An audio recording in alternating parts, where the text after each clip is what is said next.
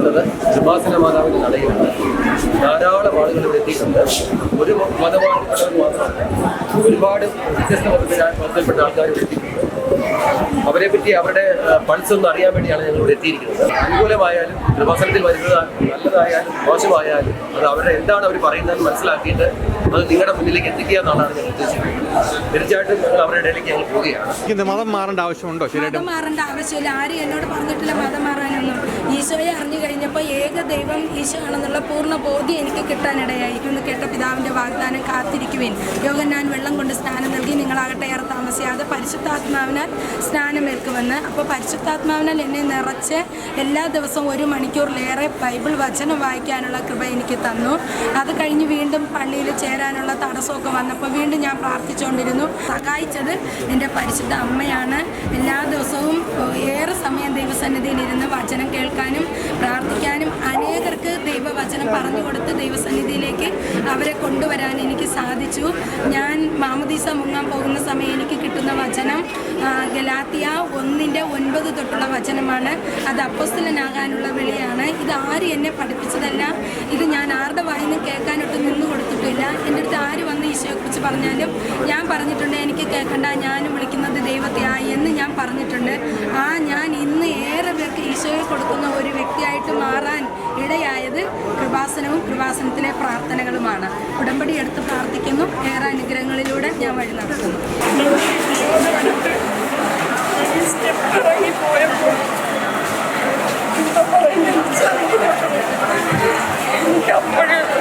എനിക്ക് ഗർഭിണികൾക്കുണ്ടാകുന്ന അവസ്ഥകളുണ്ടാവും. എനിക്ക് ഓരോ സാധനങ്ങൾക്ക് കൊതിയുണ്ടാവുക. അതുപോലെ തന്നെ ഒരു അർത്ഥത്തോടെ ഞങ്ങളിവിടെ വരുമ്പോൾ അവിടുത്തെ ആ ഹോൾ അടച്ച്, പ്രാർത്ഥന ഹോൾ അടച്ച്, ഞങ്ങൾക്ക് അങ്ങോട്ട് കയറിപ്പോകാനും കൊണ്ട് അവിടെ എല്ലാം അടച്ചു കഴിഞ്ഞാൽ കയറിപ്പോകാൻ പറ്റത്തില്ലല്ലോ. ഈ മോനെയും കൊണ്ട് വന്നപ്പോൾ നമ്മുടെ മുൻ പ്രധാനമന്ത്രി ഇന്ദിരാഗാന്ധിയെ പോലെ തേജസ്വിയായ ഒരു സ്ത്രീയാണ് ഞാൻ ഒരിക്കലും കണ്ടിട്ടില്ല. അവരെന്നെ കൈക്ക് വന്ന് പിടിച്ച് ഈ മോനെ അവിടെ തുറപ്പിച്ച് ഞങ്ങളെ അതിനകത്ത് കയറ്റി വിട്ടു. ആ സ്ത്രീ ആരാണെന്നും ഞാൻ പിന്നീട് അവരെ തിരക്കി. അവരെ അവിടെ എല്ലാം നോക്കി, അവിടെ എങ്ങും ഞാൻ കണ്ടില്ല. എൻ്റെ കൂടെ വന്ന ആൾക്കാരും അവരെ തിരഞ്ഞ് കണ്ടില്ല. അങ്ങനെ ഞങ്ങൾക്ക് കൃപാസനം കൊണ്ട് ഞങ്ങൾക്കൊരു കുഞ്ഞിനെ കിട്ടി. ഞങ്ങളുടെ തീരാ ദുഃഖത്തിന് അത് ഞങ്ങൾക്കൊരു ശമനമല്ല എങ്കിൽ കൂടി മാതാവിൻ്റെ അനുഗ്രഹം കൊണ്ട് തന്നെ നിശ്ചയമായി ഞങ്ങൾക്ക് മോനെ കിട്ടി. എൻ്റെ പേര് ശോഭ. വീട് അഞ്ചൽ ഏരൂര്. എന്നെ എടുക്കുന്നു ഇപ്പം ഇവിടെ ആദ്യമായിട്ടാണ് വരുന്നത് അതോ ഞങ്ങളെ ആദ്യം നിങ്ങളെല്ലാവരും ഒന്നിച്ചാൽ വന്നത്? അന്നേരം ഞങ്ങൾക്ക് താമസിച്ച് പോയപ്പോഴത്തേക്ക് അവിടെ കയറാൻ പറ്റില്ല. അന്നേരം സ്ത്രീ വന്നിട്ട് കൈ കൊണ്ടുപോയി അടഞ്ഞു കിടന്ന് ഞങ്ങൾ ചോദിക്കും. അന്നേരം പറയുന്ന ആളിവിടെ ഇല്ല, അടച്ചിട്ട് തുറക്കാൻ പറ്റത്തില്ല. ഞങ്ങൾ കാണിക്കാൻ പോയപ്പോൾ അവിടെ കണ്ടത്. വിശ്വാസം ഹിന്ദു വിശ്വാസിയാണോ? ഞങ്ങളെ ഹിന്ദു മതത്തിൽപ്പെട്ടത്. ഞങ്ങളുടെ അടിയുറച്ച വിശ്വാസം ഞാൻ യേശുവിനെ പ്രാർത്ഥിക്കുന്ന ഒരാളാണ്. മാതാവിൻ്റെ അത്ഭുതം വേറെ തന്നെ. ഒത്തിരി സന്തോഷപ്പെടുന്നല്ല. ഒത്തിരി സന്തോഷമാണ്. ഇപ്പം വന്ന് രണ്ടാമത്തെ ഞാനിവിടെ വന്നിട്ട് മാതാവിനോട് പറഞ്ഞിട്ട് ഈ മകനോടൊരു ഞങ്ങളെ സഹായിക്കുന്നു. ഉടമ്പടി ശേഷം ഒരു പെൺകുഞ്ഞിന് വേണ്ടി ഉടമ്പടിയിൽ എഴുതിയിട്ട് നിയോഗം വെച്ചിട്ടുണ്ടായിരുന്നു. ഇങ്ങനെ ഉണ്ടായിരുന്നില്ലേ? മോളല്ലേ? മോളുടെ പേര് നോറ തെരേസ. എത്ര വയസ്സായി? 4 വയസ്സ്. 4 വയസ്സ്. മോളത്തിൻ്റെ പേര് സോണിയ. എവിടെയാ? ധാരാളം അനുഗ്രഹങ്ങൾ ഉണ്ടായിട്ടുണ്ട്. രോഗശാന്തി ഇവിടെ വരാൻ കാരണം എങ്ങനെയാണ് പറഞ്ഞത്? ഈ ഓടെ വിഷയം മാത്രമാണോ? നമ്മളുടെ വിഷയമല്ല, പല കാര്യങ്ങൾക്കും ഇങ്ങനെ കൃപാസനത്തിലെ ഒരു ഉടമ്പടി എടുത്താൽ ജീവിതത്തെ കുറിച്ചുകൂടെ ക്രൈസ്തവ നല്ലൊരു അനുഭവങ്ങളും യൂട്യൂബിൽ സാക്ഷ്യങ്ങളൊക്കെ കണ്ട് വന്നതാണ്. ഉടമ്പടി എടുത്ത് നല്ല ക്രിസ്ത്യത്തിൽ ജീവിക്കാനായിട്ട് നല്ലതാണ്. 40-39 വയസ്സോളം ഉണ്ടായിരുന്നു. ഒത്തിരി പ്രശ്നങ്ങളിലൂടെയൊക്കെയാണ് ഞങ്ങൾ ഒത്തിരി ട്രീറ്റ്മെൻറ്റിലൊക്കെയാണ് ഉണ്ടായിക്കൊണ്ടിരിക്കുന്നത്. 39 വയസ്സിൽ ഉടമ്പടി എടുത്ത് 40 വയസ്സിൽ ട്രീറ്റ്മെൻറ്റ് ഇല്ലാതെ സാക്ഷ്യം പറഞ്ഞായിരുന്നു. സ്ഥലം എവിടെയാ? അരൂര്. എത്ര നാളായി വരാൻ തുടങ്ങിയിട്ട്? ഇടയ്ക്ക് വരാറുണ്ട്. ഉണ്ട്.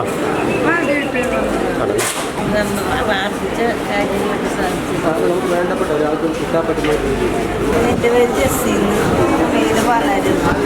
പിന്നെ ശ്വാസം മുട്ടലുണ്ടായിരുന്നില്ല, ഓക്സിജൻ വേണമായിരുന്നു. ഇവിടെ വന്ന് പ്രാർത്ഥിക്കുന്നതിന് ഓക്സിജൻ വേണം. ശ്വാസം കുറഞ്ഞു പറയുമ്പോൾ പിന്നെ യൂറിക് ആസിഡ് വന്നേ ഒരു കൈ ഇങ്ങനെ തളർന്നതായിരുന്നു, കാല്. ഇവിടെ വന്ന് പ്രാർത്ഥിച്ചതിന് ചേച്ചിയുടെ ഭർത്താവ് ചേട്ടൻ്റെ കൈ പോകില്ലായിരുന്നു. ഈ നടയിൽ വന്ന് ഈ മാതാവിന് മുട്ടിയിട്ടില്ല, കൈ പോയി. അങ്ങനെ എല്ലാവരും അനുഗ്രഹം മാതാവ് നൽകി. ഒത്തിരി അനുഗ്രഹങ്ങൾ സ്വന്തം എന്ന് പറഞ്ഞാൽ പരിശുദ്ധമ്മയുടെ കൃപയിലൂടെയാണ് എല്ലാ കാര്യങ്ങളും നടന്നത്. എത്ര വർഷമായി വന്നിട്ട് ആദ്യമായിട്ട്? എല്ലാത്തിനും മാതാവിലൂടെയാണ് മക്കളുടെ കല്യാണം കഴിഞ്ഞില്ലേ? രണ്ട് മക്കളുടെ കല്യാണം സാധാരണക്കാൻ താമസിക്കണം. എന്നാലും പരിശുദ്ധമ്മ കുമാരൻ ഇന്ന് വരെ ഒരു കുറവും വരുത്തിയിട്ടില്ല. ഒരു 7 മാസം പണിയൊന്നും ഇല്ലാതിരുന്നെങ്കിലും എല്ലാ കാര്യങ്ങളും ക്രമീകരിച്ച് പരിശുദ്ധമ്മ ഒത്തിരി പ്രാർത്ഥിച്ച്. ഇവിടുത്തെ പ്രാർത്ഥന രീതി എന്ന് പറയുന്നത് നമ്മളിവിടെ വരുന്നു, മാതാവിനെ വണങ്ങി പോകാമെന്ന് മാത്രമേ ഉള്ളൂ? അല്ല, ഞാൻ ജപമാല അർപ്പിക്കണേ, നമ്മുടേതായ കാര്യങ്ങളൊക്കെ പറയണേ, മറ്റുള്ളവരെ പ്രാർത്ഥിക്കണം എല്ലാവർക്കും വേണ്ടി. അല്ലാതെ ഇവിടെ കൂട്ടപ്രാർത്ഥന അങ്ങനെ വല്ലതും ഉണ്ടോ? ബൈബിളിലുള്ള വാക്യങ്ങളൊക്കെ പറയും, അതനുസരിച്ച് മുന്നോട്ട് പോകാനായിട്ട് വെച്ച് പറയും. അല്ലാതെ വേറെ ഒന്നുമില്ല. ബൈബിളിൻ്റെ പ്രകാരം മുന്നോട്ട് നമ്മുടെ ജീവിതം നയിച്ചാൽ അതിൻ്റെ ആ പ്രത്യേക അനുഗ്രഹം നമുക്ക് രോഗങ്ങളുണ്ടായി. കാലം ചൊറിച്ചിൽ, ഭയങ്കര ചൊറിച്ചിലുണ്ടായി. അതിനകത്ത് തന്നെ ഇവിടെ വന്ന് സാക്ഷി പറഞ്ഞു. എൻ്റെ ഭർത്താവ് മരിച്ചുപോയി. ഞാനും കിഡ്നി പേഷ്യൻ്റ് ഉണ്ടായി. അതൊക്കെ ഇവിടെ വന്നിട്ട് ഉടമ്പടി എടുത്തിട്ട് ഇവിടെ വന്നിട്ട് എനിക്ക് ഇത്തിരി സമാധാനം. ഇവിടെ വന്നതാണ് നേരം പ്രാർത്ഥിച്ച് മാതാവിനോട് പ്രാർത്ഥിച്ച് തോന്നില്ല. ഞാനിപ്പോൾ 10 ഉടമ്പടി എടുത്ത് 10 ഉടമ്പടി സ്ഥലം കൊച്ചിയിലാണ്. ഫോർട്ട് കൊച്ചി ബീച്ച് രാമേശ്വരൻ മോളിൽ നിന്നാണ് പറഞ്ഞത്. ഒത്തിരി പ്രശ്നങ്ങളും ഉണ്ടായി. എനിക്ക് ഇവിടെ വന്നിട്ട് ഇത്തിരി സമാധാനം കിട്ടാറുണ്ട്. നാട് ഇവിടെ തന്നെയാണോ? ആദ്യം ഇവിടെയാണ് തമിഴ്നാട്ടിൽ കെട്ടി വന്നത്. എൻ്റെ ഭർത്താവ് എന്നിട്ട് മലയാളം പറയുന്നുണ്ടല്ലോ. ഞാനും എൻ്റെ ഭർത്താവ് എന്നെ എവിടെ പുറത്തിടില്ല. അപ്പോൾ എൻ്റെ ഭർത്താവ് മരിച്ചിട്ട് 6 കൊല്ലമായി. ഞാൻ എൻ്റെ ഭർത്താവിന് കിട്ടി. അപ്പോൾ ഇത്തിരി എനിക്ക് ഇവിടെ വന്നാൽ ഇത്തിരി സമാധാനം ഉണ്ട്. ആൾക്കാരെ കൊണ്ട് വരുമോ? കൂടുതൽ ആരെങ്കിലും കൊണ്ടുപോകും? ഞാൻ കൊണ്ടുപോകാറുണ്ട്. അപ്പോൾ പറഞ്ഞ അവരൊക്കെ വന്ന് ഉടമ്പടി എടുത്തിട്ടുണ്ട്. നമ്മളിപ്പോൾ ആദ്യമായിട്ടാണ് എന്താണ് വന്നത്? ഞാൻ വന്നിട്ട് ഇത് 9ാമത്തെ മാസം. എല്ലാ മാസം വരും. ഫസ്റ്റ് ഉടമ്പടി കഴിഞ്ഞു. കഴിഞ്ഞ മാസം സെക്കൻഡ് ഉടമ്പടി കഴിഞ്ഞു.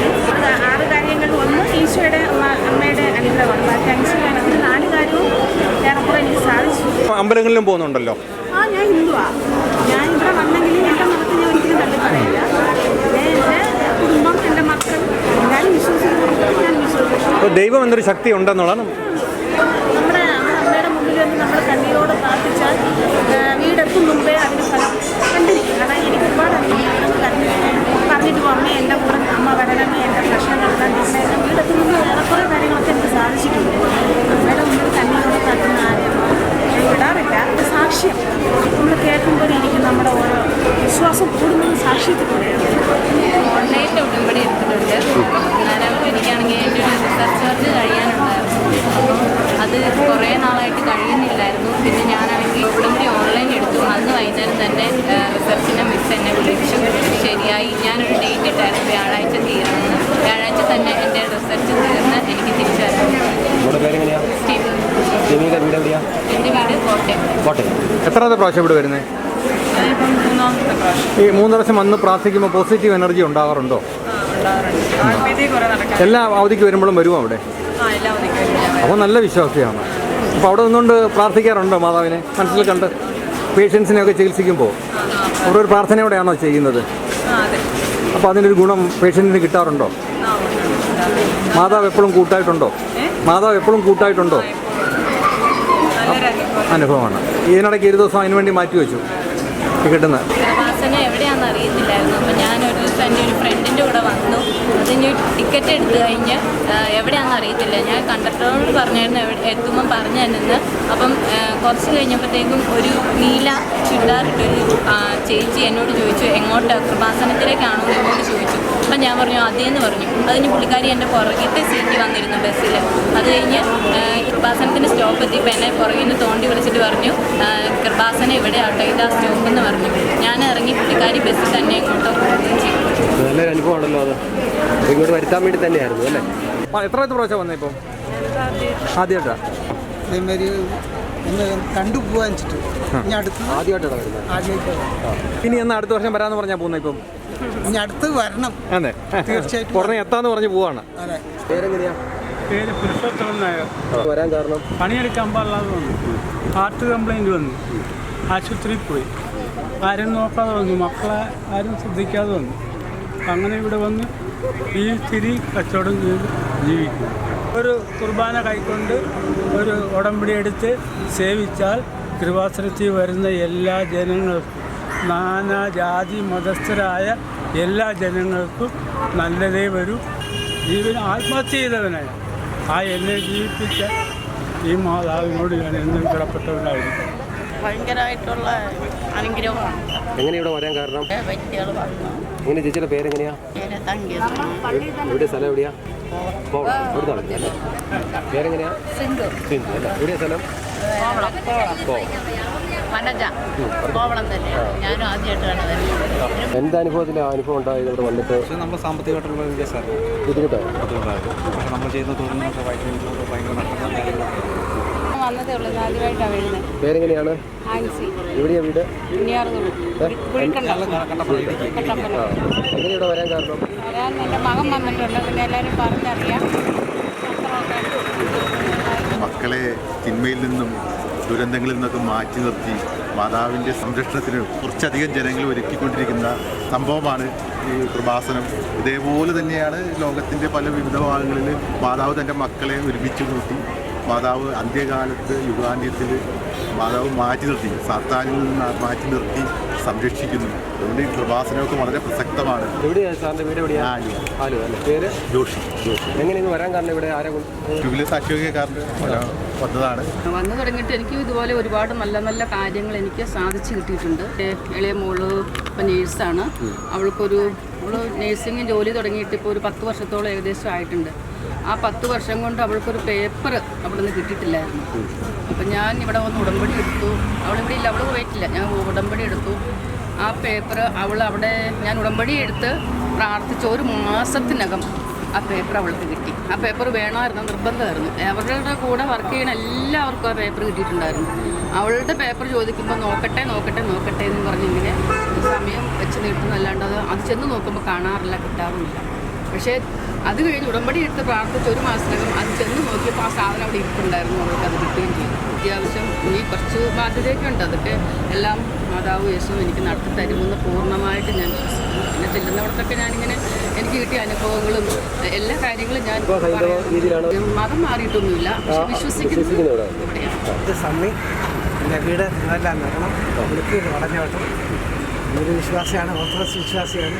എല്ലാ സഭകളിലും പോകാറുണ്ട്. പിന്നെ ഞാൻ ഈ കഴിഞ്ഞ 7-ാം തീയതി ഒരു ഓട്ടോ ഡ്രൈവറാണ്. ഇത് വളരെ ഒരു പ്രവാസിയായിരുന്നു. 28 വർഷം പ്രവാസി ചെയ്ത കഴിഞ്ഞ് വരും. ഇടയ്ക്ക് ഞാൻ അമ്മയെടുക്കാൻ വരാറുണ്ട്.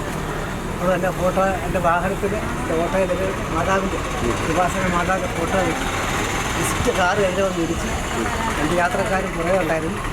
ദീർഘദൂര യാത്ര കഴിഞ്ഞ് വന്നായിരുന്നു. ആ അപകടത്തിൽ ഞങ്ങൾ 3 പേര് തീരണ്ടാണ്.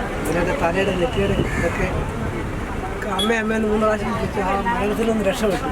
ആ 3 മരണം അവിടെ ഉണ്ടാകണ്ടായിരുന്നു. ഇന്ന് ഞാൻ വാഹനം വർഷോപ്പിൽ ഇന്നലെ കൊടുത്തിട്ട് ഞാൻ അമ്മയെടുക്കെ വന്നു. വിശ്വാസം നിമിടത്തിൽ അമ്മയെപ്പോഴും മാതാവിനെ വിശ്വാസം. കൂടുതൽ വാർത്തകളും വിശേഷങ്ങളും നിങ്ങൾക്ക് ലഭിക്കാൻ കേരളീയം ന്യൂസ് സബ്സ്ക്രൈബ് ചെയ്യുക. കൂടെ ബെൽ ബട്ടണും അമർത്തുക.